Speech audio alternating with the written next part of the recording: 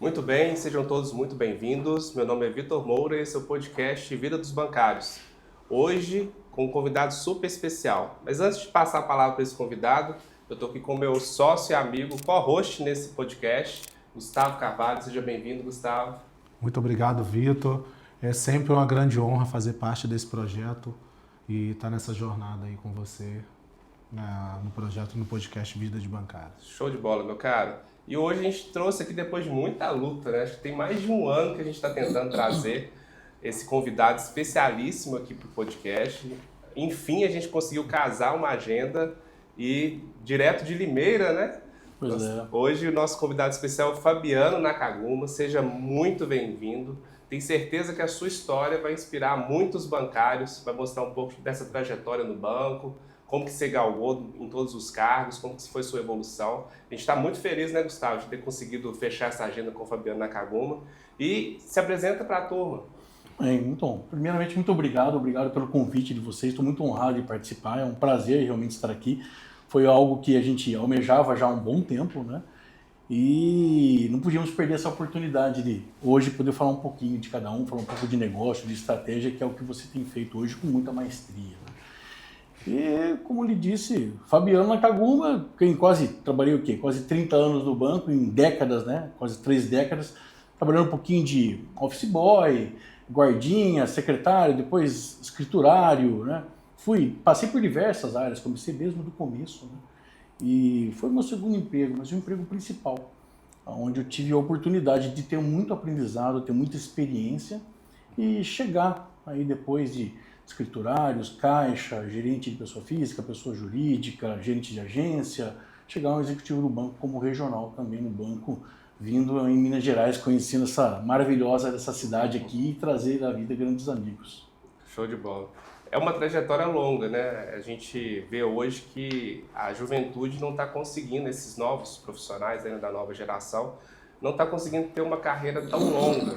A gente viu muitos passando assim, períodos curtos, né? 3 anos, 5 anos, quando muito atingem 10 anos de banco, quando muito.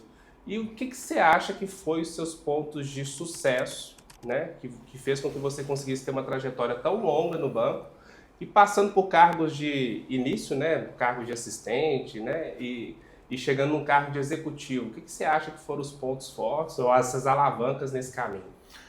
Uma das coisas muito importantes, isso serve tanto para a parte bancária como para qualquer outra carreira e área, é a disciplina.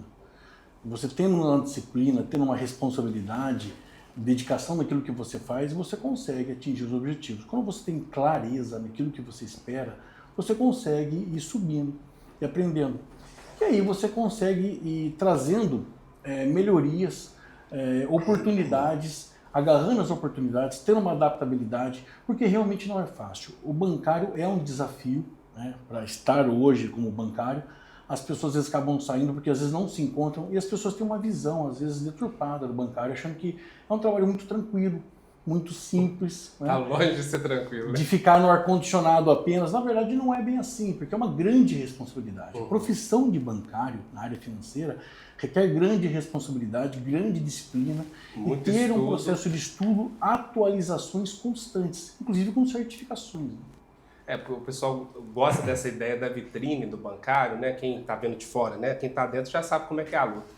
Mas quem está de fora vê só o executivo, né? Atendendo ali no relacionamento com pessoas. Pô, sou gerente de um banco grande, um banco forte. Ainda mais então tem um status, né? Ainda mais eu acho que no interior, né? O Vitor trilhou, a vida dele foi inteira morando em capital, mas eu acredito que você também veio do interior, né? Eu morei numa cidade muito pequena, Pedra Dourada, fui numa cidade um pouco maior, Muriaé, morei numa cidade de médio porte ali, Barra Mansa, e via mesmo que o bancário era o gerente geral de agência, aquele gerente de contas, ele tinha um status dentro da cidade, assim, ainda mais quando a grande maioria das cidades pequenas tem mais banco privado, né? Não tinha tanto banco público, quer dizer, desculpa, não tinha tanto banco privado. Mas me conta pra gente aí, como que você conseguiu chegar nesse cargo executivo dentro do banco e como que é o maior desafio de você liderar um time, fazer com que aquele time tenha os bons costumes e a boa cultura de uma empresa tão grande igual essa que você trabalhou? Como eu tinha dito no começo, né, o motivo de subir sempre, degrau a degrau, é você conhecer e aproveitar as oportunidades dentro de uma disciplina. Como ele tinha dito no começo, né, Fabiano Nakaguma, que meu sobrenome é japonês, minha mãe é italiana, meu pai é japonês, eu não pareço tanto, mas trouxe um pouco da disciplina, da determinação do japonês. E isso me fez um diferencial, porque eu fazia sempre aquilo que, além daquilo que esperavam de mim. Isso fez com que eu conseguisse ter as promoções em tempos muito rápidos, né, e ter um destaque. E esse destaque era por fidelizar também, que é uma parte muito importante de nós tocarmos aqui no assunto, do cliente. Então eu tinha uma fidelização com o cliente antes mesmo, antes de eu ser gerente na época, eu já tinha uma carteira de clientes, né, porque os clientes confiavam naquilo que eu trazia, porque eu estudava muito a regra de cada produto, eu trazia a necessidade para aquele produto. Então na década, inclusive, de 90, eu já fazia um diferencial das pessoas que era estudar aquele produto e trazer aquilo que era demandado para o cliente, e não só empurrando. Uhum. Isso é o que queima, às vezes, um pouco a parte do bancário. E é uma dificuldade porque existe uma grande pressão, né? Para você trazer hoje a receita que é feita dentro das grandes empresas é muito alta, né? Muito forte, e as pessoas têm que tomar um certo cuidado, porque senão, às vezes, a pessoa, na venda, não vende o melhor produto adequado para ela. E com isso, você acaba não tendo uma boa qualidade, perde o cliente, e você acaba não tendo, almejando a sua meritocracia, que é para que você suba, né, nos cargos. A liderança por si só já é um pouco mais atrelada à informação. A informação de que tem uma diferença na gestão e no líder. A gestão, você traz um pouco da gestão para a pessoa, do direcionamento, do acompanhamento. O líder, você não só inspira, mas faz a liderança, por exemplo. A grande sacada da liderança é você fazer com que a equipe sinta que você esteja próximo, mesmo sem estar próximo fisicamente. Uhum. E nas conversas, todo preparado, né, o plano de desenvolvimento, o PDI de uma pessoa, quando é feito, é muito importante que você faça esse PDI dizendo aquilo que ela precisa ouvir, não aquilo que ela quer ouvir. Porque no final, né, torna-se uma conversa que, mesmo que seja uma conversa séria e necessária, não seja uma conversa tão difícil, porque ele já estava esperando. Uhum. Então, a liderança, a gestão, parte de diversas fases. E essa é uma delas, né? Não adianta você ter, às vezes, uma gestão por cobrança, você fica o tempo todo cobrando aquele produto, aquela pessoa, que isso não vai resolver e vai adoecer a equipe. Então, a liderança faz uma diferença quando você tem uma proximidade dessa equipe. Entende a tua equipe, está próximo dela, conhece o teu funcionário, para que você possa extrair ao máximo dele naquilo que se espera. Isso que eu entendo de uma liderança para chegar no cargo. Você falou algumas coisas interessantes, eu até anotei para não esquecer, que você entendeu que dentro do seu crescimento, né, dentro do banco, ter clareza do próximo nível que você queria, aproveitar as oportunidades, aí você falou de fazer mais do que era pedido, né? Perfeito. Porque muita gente relata pra gente assim, fulano foi promovido porque era muito amigo do chefe, era amigo do diretor, era amigo do superintendente. E você está me falando aqui de aptidões que o bancário pode buscar, né? Sim. Não é só, embora muitas das vezes esse ser amigo é um network bem feito, né? De estar mostrando o seu trabalho, isso também faz parte, né? A gente não pode tirar isso de letra, mas o que você acha que foi que a gente tem muito cliente que é gerente de contas e é louco para virar um gerente geral. Eu até tenho muitos que se arrependeram no meio do caminho depois que virar gerente geral, porque a bronca é diferente. Uhum. Você liderar uma equipe, receber essa cobrança que vem dos regionais e da superintendência. Mas se você fosse dar uma dica hoje para um gerente de contas, né, para que ele conseguisse, com essa clareza, com esse fazer algo mais, ir para o próximo nível para ir para um cargo de liderança, que é essa mudança que você fez, né? O gerente de relacionamento está muito voltado só para o cliente, o gerente geral já precisa cuidar de um time, já precisa fazer uma motivação, o que dirá o regional, né? Como regional cuida de agências, né, espalhadas numa região muito grande. Uma geográfica grande. Mas só para a gente trazer aqui mais para perto do público que é gerente de relacionamento, o que você acha que é ali a característica, ou soft skill ou hard skill, para ele conseguir ir para essa posição de liderança, de gestão? A primeira coisa que eu digo, não só para esse cargo, mas para todos os demais, é que se você quer almejar um próximo cargo, antecipe-se aos movimentos. É como um jogo de xadrez. Um exemplo disso é uma certificação. Qual é o mínimo que se espera? Uma CPA 10? Estude e esteja pronto numa CPA 20 antes mesmo que a empresa lhe peça. Você quer ir para um outro segmento, uma alta renda, vá buscar uma outra certificação que é o CEA. Então, as pessoas às vezes têm uma zona de conforto de correr atrás daquilo quando é cobrado. Tente fazer antes de ser cobrado. Que aí você já está atrasado, né? Outra pessoa saiu na frente. Esse é o seu diferencial muitas vezes, porque todos têm a mesma oportunidade. Mas o que você fez de diferente, né? E para o gerente de agência, muitas vezes, que quer ser o regional, sei que você não perguntou isso, mas aproveitando, também faça a mesma coisa. Mas traga coisas que são diferentes, né? Por exemplo, uma coisa que é sempre provocativa, né? O gerente de agência atravessou a rua e foi conhecer o concorrente dele, que é o gerente de agência do banco do lado. Como é que ele sabe sobre a concorrência dele? Normalmente ele recebe as informações que vêm de cima, com as informações de concorrência, mas do lado dele ali. O que o colega dele está fazendo? De que forma eles podem trabalhar juntos, mesmo não estando na mesma empresa? O que ele faz de diferencial? Essas são conversas e são preparos que ele começa a fazer mentalmente para os próximos passos. E aí começa a acontecer naturalmente as promoções, principalmente. Porque a promoção acontece não quando você acha que está pronto, mas quando as pessoas em sua volta lhe dizem que você está. É o ponto de amadurecimento ápice. Lógico, acontece parte de feedback, de gestão, que às vezes tem um problema de gestão, quando acontece algum tipo de problema que a pessoa não está no momento certo, tem diversos fatores. Mas o grande amadurecimento para o próximo passo, seja qualquer que seja, é esse. Quando as pessoas à sua volta entendem que você já está sobrando naquele lugar que você está. Você já se antecipou, né? Que foi o que você colocou. Exato. Porque às vezes aquela liderança já está acontecendo no dia a dia, na prática, dentro da agência, e por isso que ele, por ser um destaque, às vezes vai ser o próximo ali a ter a oportunidade de ser promovido. E eu acho também que essa parte que você está falando de aperfeiçoar, de estudar, eu ainda acredito que isso fazia parte da cultura do banco mesmo. O banco tinha isso como uma cultura e as pessoas entendiam de forma um pouco equivocada. O banco queria que as pessoas tivessem o máximo de curso de aperfeiçoamento, fizesse aqueles treinamentos, eu acho que mais para questão de carreira também, porque isso é bom para o empregado. É o que a gente está fazendo hoje, muito dentro do escritório. Né? Hoje a gente tem muito Levando essa visão as lideranças. empresarial, né? Nesse sentido de que quanto mais a pessoa se desenvolve, mais aquilo reflete no trabalho dela. Então, o desenvolvimento pessoal gera crescimento profissional. E isso serve para qualquer tipo de trabalho, para qualquer tipo de área. Mas a gente também tem muita reclamação, né, Gustavo? O pessoal falando que o banco hoje só vê os números, que a cobrança é só por meta, que não está mais vendo as pessoas. Depois de tanto tempo de banco e também conhecendo o mercado, você acha que é isso mesmo? O banco só pensa em números? O banco mudou muito, né? O setor financeiro mudou bastante. E você pega na década de 90, 2000, 2010, as coisas foram mudando bastante, porque alguns setores foram acabando. A necessidade tecnológica e atualização se faz necessário e aí começa a ter uma redução natural também de quadro. E com isso, acaba se apertando mais quem fica. E começa uma pressão um pouco maior para que essas pessoas atinjam aqueles objetivos, né? E aí acaba falando, e tem aquele jargão que a gente não passa de números. Porque no momento, muitas vezes, que você mais precisa, você ficou sem o chapéu, foi tirado de você.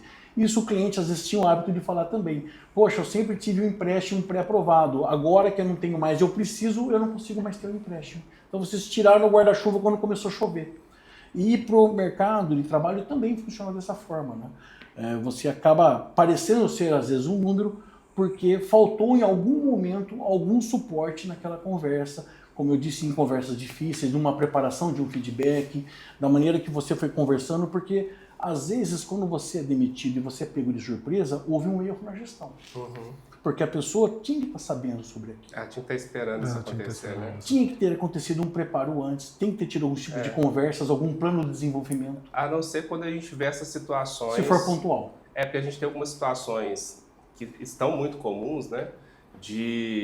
Isso para todos os bancos, de redução do número de agência para uma mudança do perfil de consumo nosso. Perfeito. A gente hoje utiliza as instituições bancárias pelo celular. Raramente nós vamos até uma agência resolver um problema presencial. Então houve uma mudança também da forma de consumo do serviço bancário.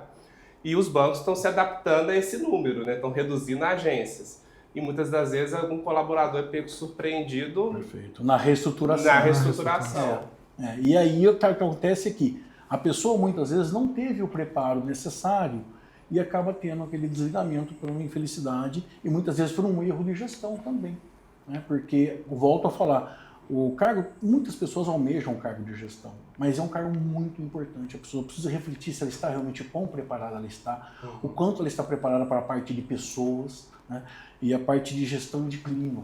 Porque isso faz uma diferença na manutenção da vida de um profissional. E normalmente as pessoas não estão, não se prepararam e acaba acontecendo tudo isso que gera esse desgaste, esse desaboro. Você falou uma parte até interessante, quando você fala em gestão de clima ali.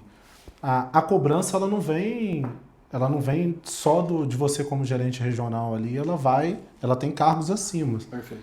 E como é que você conseguiria também lidar com essa parte assim? Você tem você é liderado por uma pessoa que às vezes pode exagerar muito numa cobrança, de uma forma mais executora de tratar aquela parte ali, não ter aquela forma de analisar, de tentar te explicar como que você vai fazer aquilo, mas imediatamente ela só te cobrar número. Como é que você faz para isso não atingir sua equipe, para você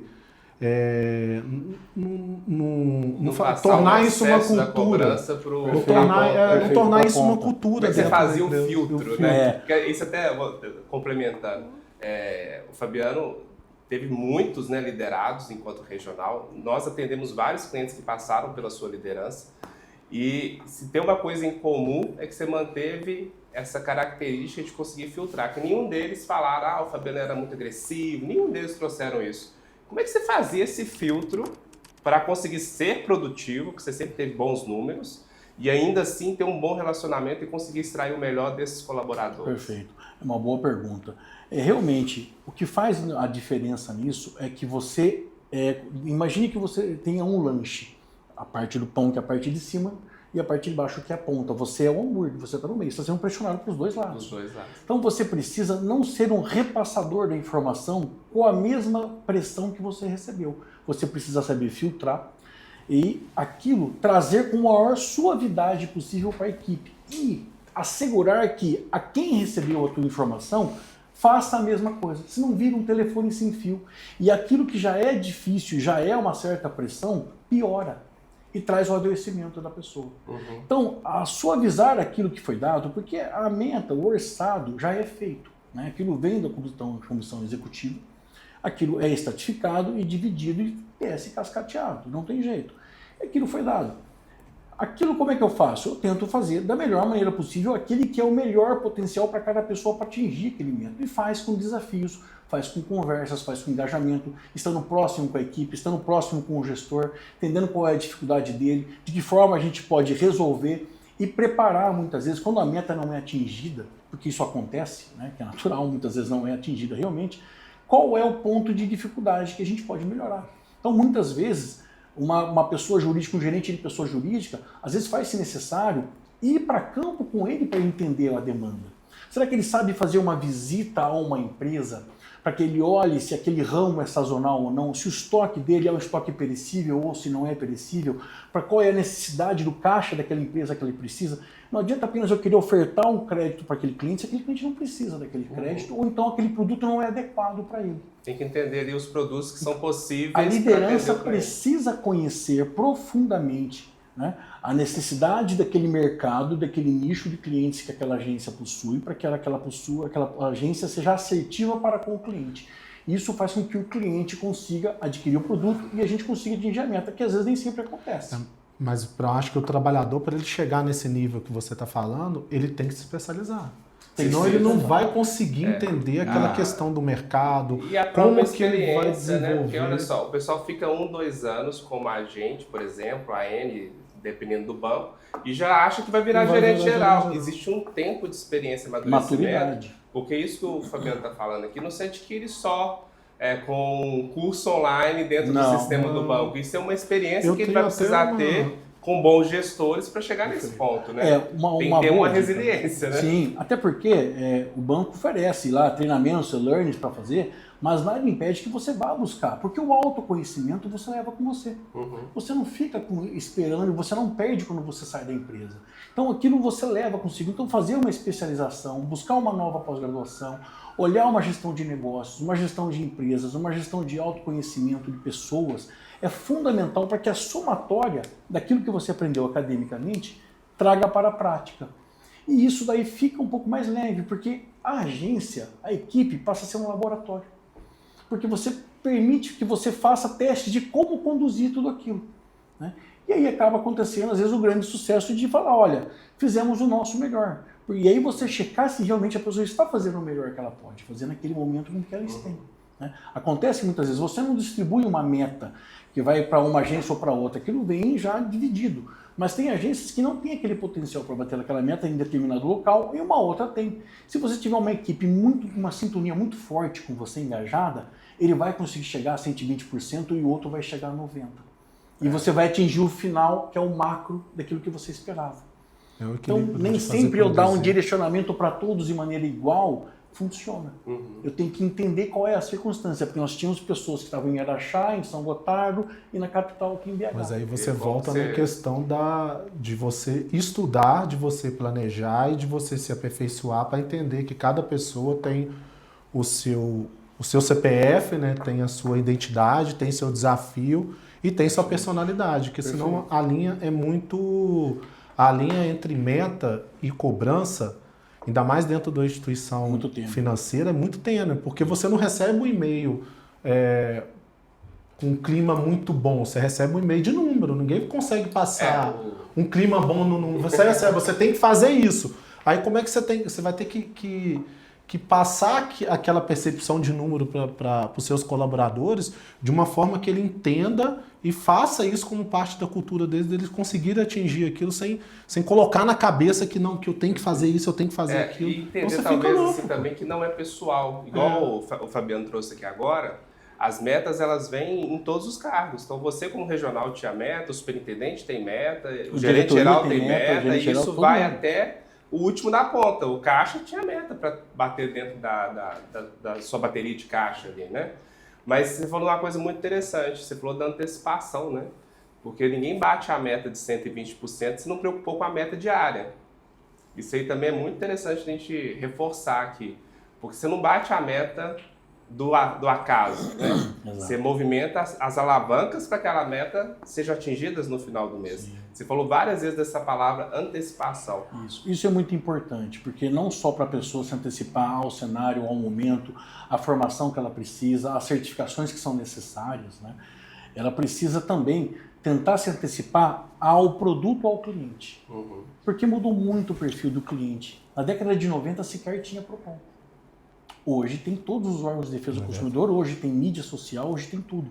Então, trazer um produto com a demanda com que o cliente precisa e despertar aquele interesse a ele muitas vezes é o que faz o sucesso de um cumprimento de meta de muitas vezes. É a conversa que eu estou trazendo a você alguns meses antes para não chegar e fazer uma venda de um produto muito complexo como o consórcio, por exemplo, de uma conversa de uma hora e querer que ele compre aquele produto. Entendi. Eu tenho que trazer isso, né? A área comercial é relacionamento. Exato. E o relacionamento trata-se de confiança, necessidade. E muitas vezes o cliente não tem aquela necessidade porque é um produto intangível. Então trazer a ele a necessidade de um produto que hoje também as empresas criaram novos produtos. Se tiver um seguro de vida há 30 anos atrás, a pessoa só ia perceber que o seguro de vida era muito bom depois que ele tinha falecido, para os herdeiros. Hoje nós temos seguros de vida que são feitos, que têm benefícios em vida, né, que são seguros atrelados para seguro viagem, que muitas vezes que a pessoa vai para fora do país que quer conhecer. Sim. Então, trazer essa demanda e ter uma conversa com o cliente, conhecer o seu cliente com profundidade, faz com que você tenha uma meta a ser atingida com mais facilidade, muitas vezes. Ou se não atingida próxima. Mas conhecer o cliente é o sucesso. E a gente tem que lembrar que, assim, a área comercial, né, se você escolheu ser bancário e está na área comercial, fixação de metas e cobrança faz parte da tarefa. Sempre. Inclusive, a gente fala muito isso aqui no dia a dia dos atendimentos, né? Eu era assediado, eu era cobrado, e a gente sempre tenta distinguir, olha, cobrança de meta não é necessariamente assédio. O que extrapola o normal é que vai ser assédio, a forma com que estava sendo feita essa cobrança. Até é uma pergunta recorrente, né? Como é que eu faço uma prova de assédio moral? Você precisa guardar os prints de conversa do WhatsApp, por exemplo, guardar os e-mails que são exagerados, né? Manter um bom relacionamento com os colegas, que às vezes foi uma situação com outras pessoas próximas, para depois ser testemunha. Mas falando assim de desafios, né? O bancário tem 1 milhão de desafios na carreira. Mas traz pra gente assim, qual que você acha que seria o maior desafio da carreira do bancário? O maior desafio do bancário hoje, na minha opinião, é suportar o momento em que ele está, para onde ele vai. Porque hoje tem tantas oportunidades, né? A pessoa se sente perdida. Ele não sabe se ele vai fazer carreira naquele segmento dentro daquela empresa, se ele vai ter uma movimentação vertical ou horizontal. Ao mesmo tempo ele está sendo bombardeado pela mídia para fazer alguma outra coisa ou empreender algum tipo de negócio. E aí ele começa a fazer tantas coisas ao mesmo tempo que ele começa a se sobrecarregar e não começa a não separar a vida pessoal da vida particular do trabalho. E isso começa a trazer um problema mental de adoecimento. Quando ele começa a levar os problemas para fora e ele começa a pensar 100% no trabalho dele. E isso muitas vezes acontece por causa de uma má gestão, de uma pessoa que é um gerente às vezes de agência, que está com uma responsabilidade que não está preparado para isso. Ele pode ser promovido sem estar preparado. A gente é promovido sem estar preparado muitas vezes. Mas o preparo no decorrer do curso faz parte não só da empresa, mas para dele também, como desenvolvimento pessoal. E isso acaba às vezes não acontecendo.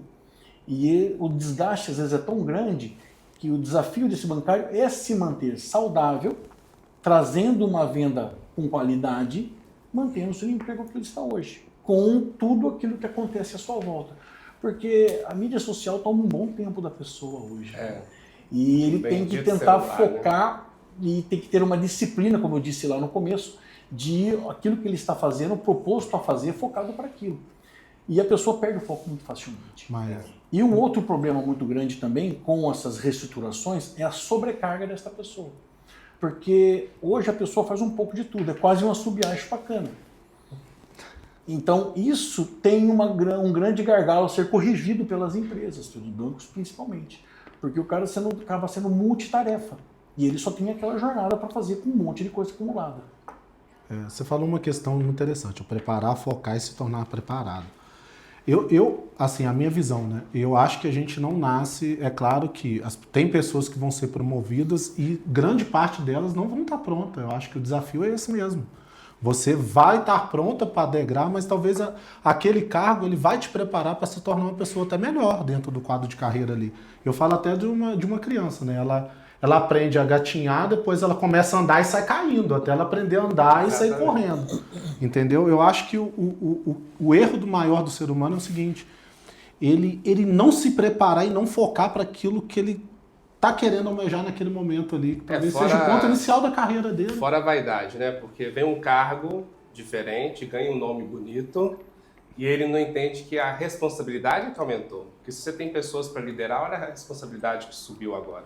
Então é o contrário, você tem que estar mais humilde, buscando mais aprendizado, porque o que te levou até aquele ponto não é o que vai te levar para o próximo. E um líder mal preparado é até interessante. Quando você também é um líder que não se prepara e não foca, você não consegue dar bons exemplares feedbacks, você não consegue tornar-se o feedback uma questão de uma cultura de crescimento. A grande maioria dos feedbacks são difíceis, porque a pessoa não entende como porque é difícil você dar o feedback, você não entende o cenário, talvez você não entende o perfil da pessoa que você está aplicando de feedback, e torna-se um feedback um momento ali que deveria ser um momento de crescimento, um momento muito mal orquestrado, muito mal representado e muito mal aplicado. Mas eu queria saber um pouco como que é essa questão, porque você também recebe feedback. Então, assim, eu acredito também nessa questão que eu falei até do recém-nascido, que a criança vai projetando, e a gente se projeta, a gente é uma imagem daquilo que a gente vê no espelho. Então, se você está vendo careca, você vai ficar careca, você vê cabeludo, você vai, e você acaba também replicando condutas erradas. Então, se você está recebendo feedback mal dado, mal orquestrado, você também pode passar a dar um feedback nesse ponto. Como que você orquestra isso? Você tem um gestor que não sabe aplicar o feedback, mas ao mesmo tempo você é um gestor e tem que aplicar aquele feedback, porque você tem que desenvolver, porque você falou do PDI, né?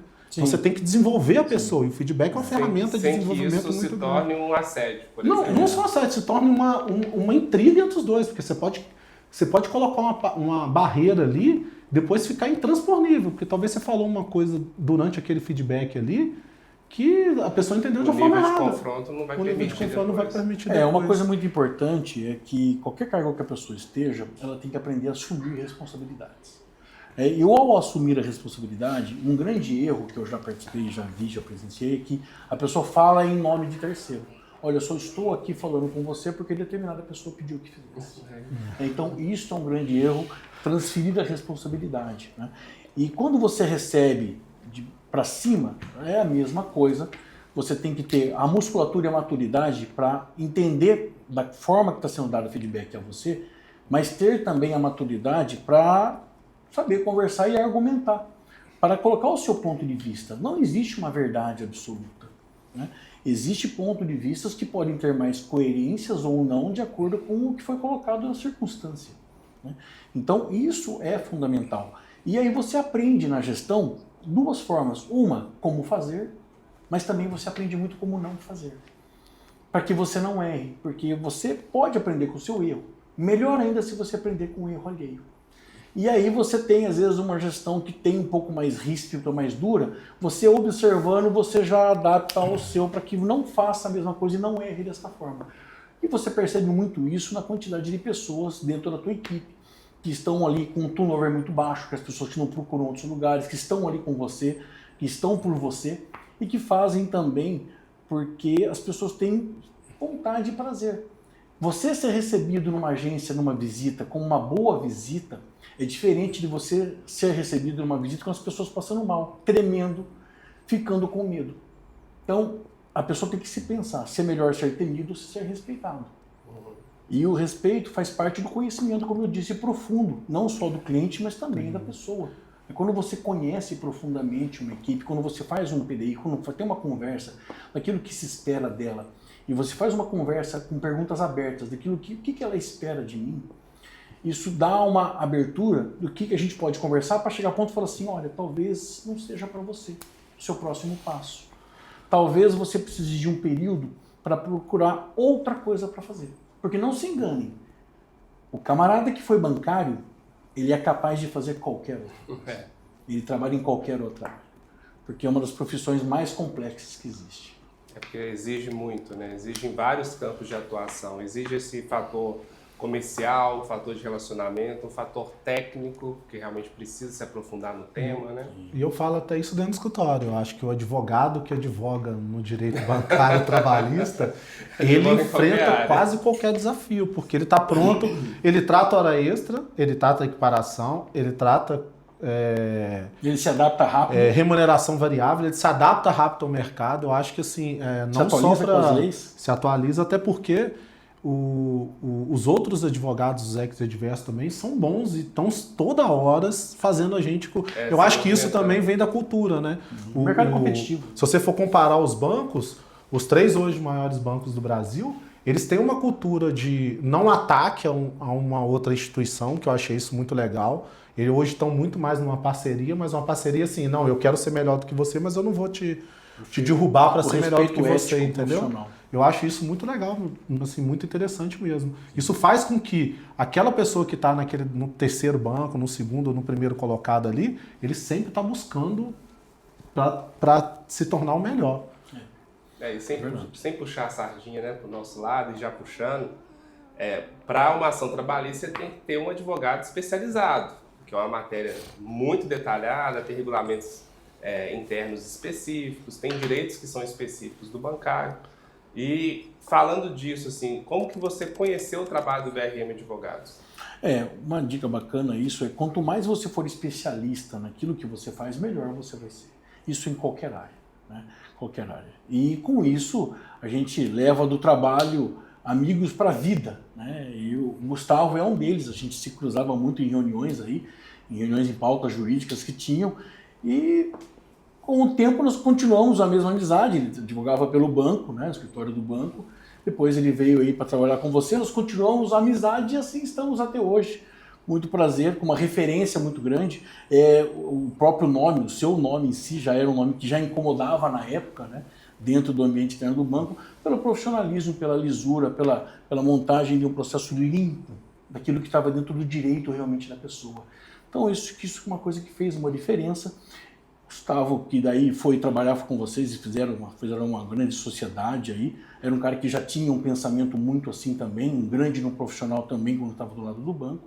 E aí hoje estamos todo mundo junto aí com atuação, respeito e carinho e admiração pelo outro. Primeiro agradecer, né? Por ter confiado no trabalho do escritório. E é muito interessante isso, Fabiano, porque o que acontece? Quando o bancário sai, é desligado, existe um assédio muito grande, né? As pessoas recebem 20, 30 ligações de escritórios que muitas vezes nunca viram direito trabalhista bancário, tentando captar, porque sabem que são boas ações, estão fazendo, né, o papel deles também, tentando captar esses clientes. E às vezes o bancário cai ali no conto da sereia, né? E não conhece aquele escritório, não conhece aquele advogado, e aqui a gente queria deixar esse alerta, né? Não que você tenha que escolher o VRM Advogados, não é isso, mas você precisa escolher um escritório que é especialista nessa matéria, porque senão vai ficar direitos para trás e às vezes você não vai ter ali reconhecido o que realmente você teria de direito naquela ação. Né? Eu cito até, se você for pensar estruturalmente dentro do ambiente de trabalho do próprio bancário, você tem lá dentro vários segmentos ali, você tem uma empresa, você tem a pessoa física. Então, assim, quando você faz, se eu sou cliente do banco, eu não vou procurar um gerente pessoa jurídica para tratar um investimento, uma questão da minha pessoa física. E, consequentemente, eu não vou procurar um gerente de pessoa física para tratar um investimento, uma captação, alguma coisa interessante de um produto voltado para a pessoa jurídica. E isso vale para o escritório de advocacia. Então, assim, qualquer tipo de procura de auxílio que você for ter jurídica, né, especialmente o bancário, ele tem que procurar uma assistência especializada e personalizada. De um escritório que vai te dar aquele resultado que você está buscando. Perfeito, perfeito. E uma coisa, antecipando também isso, falando de antecipar, né, é muito importante. O momento da demissão para a pessoa é muito traumático. Né, é uma perda, muitas vezes a pessoa passou uma vida, né, dentro de um lugar. Então a pessoa precisa ter calma realmente, baixar a poeira, pensar com serenidade os próximos passos, verificar o que ela tem realmente de direito, que são cabíveis, né, se assim ela entender que deve procurar. E uma grande mensagem, né, uma mensagem que eu deixo para as pessoas, né, se eu pudesse dar essa recomendação, é que a pessoa, ela pare, tenha calma, deixa passar um pouquinho, né, baixar um pouco a poeira e entenda uma coisa, se você foi bancário, você vai ser qualquer coisa que você quiser. Você pode empreender e abrir um negócio próprio, você pode entrar numa empresa para ajudar uma pessoa que tem um negócio próprio ali, você pode ir para uma outra área financeira, você pode ir para um outro banco, uma outra cooperativa. Meu amigo, você pode fazer qualquer coisa. Você perde o chão, mas rapidamente procure resgatar esse chão e fazer aquilo que você sabe fazer de melhor, porque você suportou pressões muito fortes, você trabalhou com diversos produtos, um mix de produtos bancários e não bancários, você trabalhou com áreas financeiras, você trabalhou com a confiança da pessoa que investiu o dinheiro dela muitas vezes com você. Você administrou, você fez a gestão de tempo, você fez às vezes a gestão de pessoas, dependendo do cargo que você tiver. Então, não se desespere. Procure um caminho, você vai encontrar. Eu costumo falar que o bancário é uma das profissões assim mais complexas, mas que mais abrange o leque para poder dar o próximo passo e não ficar preso em uma coisa que às vezes a pessoa para e acha que não sabe mais o que fazer depois que ela sai. Existe vida depois do banco. Essa aí foi ótimo. Existe vida após o banco, né? Eu já até contei isso aqui em outros momentos. O que me trouxe para o bancário foi meu pai, né? Que foi bancário. E aí, quando ele recebeu o processo dele, ele fez isso. Ele foi empreender. Foi abrir lá o negócio dele e deu super bem, porque ele já tinha ali o passo a passo que ele aprendeu no banco. Porque você acaba empreendendo, né? Conhecendo como lidar com pessoas, como fazer processos internos, né? E isso é muito interessante. Realmente, o bancário consegue fazer qualquer coisa depois que ele sai do banco. Você aprende a fazer a gestão de dinheiro, você aprende, igual você fala, aprende a fazer gestão de processos, entende como funciona ali os procedimentos internos, tem muito manual, muita coisa para ler, para se desenvolver. Eu concordo, o bancário que aproveitou aquela oportunidade, porque eu escutei uma vez você falando, e até dentro aqui do escritório, nas primeiras vezes que a gente foi crescendo, e eu sempre tive por mim, você nunca vai receber assim, agora eu não tenho condição de empregado, né? A gente é sócio e tal, mas você nunca vai estar satisfeito com o valor que você está recebendo. Até o momento que você entender que aquele trabalho é para você, não para a empresa. Mesmo que seja aquele valor pequeno, a importância do trabalho para você é muito mais do que para a empresa. Então, se você vira essa chave e começa a entender isso, você, quando está dentro do banco, você não vai se importar com o que está acontecendo, você vai se entregar, cara, porque independentemente ou não, é a sua carreira, é o que você escolheu. Se você não se entrega só porque talvez ganhe um pouco menos ou ganhe um pouco, acha que não vai ganhar aquilo que você deve realmente ganhar, eu acho que não existe quase nenhum funcionário vai ficar satisfeito com aquilo que ganha. Então, se você partir desse pressuposto, você nunca vai entender que o trabalho é para você. A empresa colhe fruto daquele seu resultado, mas o trabalho é para você. Quem que vai aprender estudando não é a empresa, é você. Quem que vai aprender na hora que você está fazendo o curso dentro da intranet, não vai. Quem que vai aprender na hora que a gente está levando alguns colaboradores ali para dentro do grupo acelerador de curso que eu nem fiz. E a gente levou. Então, quem está aprendendo não é a gente, são eles. Então, assim, talvez eles... pessoas, né? Quando você entende que grande parte do mecanismo que está ali dentro da empresa é para se desenvolver, e a consequência vai ser ali o dinheiro. Às vezes você pode ganhar muito, às vezes você pode ganhar mais, e às vezes você pode conquistar um emprego que vai te dar uma oportunidade de crescimento muito legal. Eu acho que você desbloqueia um pouco isso, sabe? Você começa a virar a chave para o bancário. Eu acredito que seja um pouco mais, não vou falar é um pouco mais simples, né? Dele alcançar isso, porque ele tem muita ferramenta, ele tem muito conteúdo, cara. Ele passou por O muita seu coisa, trabalho né? te traz muito conteúdo, cara. Eu tô do lado de um cara aqui que é o meu mentor de vida, pô. O cara me traz conteúdo o tempo todo, pô. Tô do lado vem agora com você, ao conteúdo que a gente tá tendo aqui. Para no corredor ali para conversar com o Rodrigo Juliano, que é um cara que tem um perfil diferente do meu. E ao conteúdo que traz. Então, assim, vou com o Patrick, que tem um perfil ainda muito mais diferente do meu e do Juliano, que está num perfil mais diferente ainda, o conteúdo que aquelas pessoas estão trazendo. Acho que as pessoas esquecem. Relações, né, o tempo todo. A pessoa esquece muito disso. A relação de trabalho não é só você ali trabalhar todos os dias, fazer não. Aquilo ali você aprende muita coisa para você. E muitos hoje querem o trabalho só do home office, né, vamos dizer assim. E esquece o quão é valioso esse relacionamento do presencial, né? Como que a gente, interagindo, a gente aprende um com os outros, né? É muito grande isso. Essa experiência vale muito a pena, porque, como o Gustavo disse, o perfil, apesar de ser diferente, no final do consenso chega a um denominador comum. Isso é muito importante. E você só consegue fazer isso... complementariedades também. Presentes. Né? Então, você deixa essa interação quando você parte para um home office 100%. Esfria. Isso é verdade. Bom, Fabiano, chegando aqui já ao final, né, que a gente já está um bom tempo, a conversa está em altíssimo nível, mas tentando respeitar aqui também um tempo, né, para não ficar tão longo. Enquanto você vai pensando aí numa mensagem final, só lembrar aqui para você que está nos assistindo, se esse conteúdo tem realmente relevância para você, curte aqui para gente, compartilha com outros 3 bancários, se você acha que vai fazer diferença para a vida deles, e principalmente se inscreve no canal, porque a gente tem que mais de 90% das pessoas que assistem o canal não estão seguindo ainda o nosso canal. Então, por favor, passe a seguir o canal, compartilhe o nosso vídeo e não se esqueça de ativar aqui as notificações. Mas, Fabiano, chegando aqui na mensagem final, se você pudesse falar lá para o Fabiano, que foi agente ou gerente, uma mensagem para esse bancário que está mais no início da carreira, né? E às vezes está ali inseguro ou ansioso por chegar num cargo de executivo, né? Qual mensagem você deixaria para ele, assim, uma mensagem para que ele consiga trilhar esse caminho de uma forma assertiva? É uma coisa que eu sempre fiz e deu muito certo, talvez dê para as pessoas também, faça você mesmo o seu plano de desenvolvimento individual. Aonde você quer, como você quer e de que forma você vai chegar até lá e qual é o tempo para isso. E você traça o seu objetivo e vai buscar, porque o restante vai acontecendo. Né? Não espere de ninguém que faça com você esse PDI, não espere que as coisas aconteçam, faça acontecer as coisas.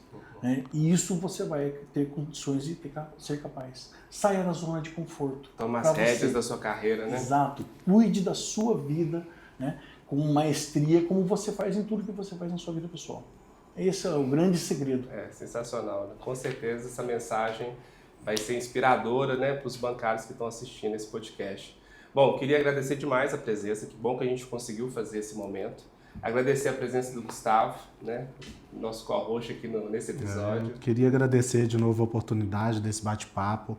Agradecer o Fabiano de estar aqui com a gente nessa jornada aqui, nessa jornada da vida do bancário, onde é que a gente está trazendo um pouco de conteúdo, um pouco da realidade de alguns funcionários ou ex-funcionários que trilharam na carreira.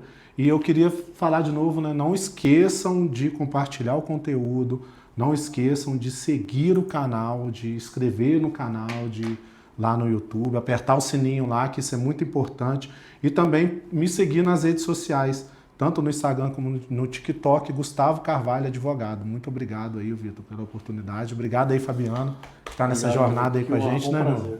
Prazer estar com vocês aí. Que bom que deu tudo certo e estarmos juntos hoje. Com certeza. Obrigado pela oportunidade. Bom, aos convidados, muito obrigado pela presença. Quem está nos ouvindo, obrigado pela audiência. E é isso. Muito obrigado a todos e até o próximo episódio do podcast Vida dos Bancários. Obrigado.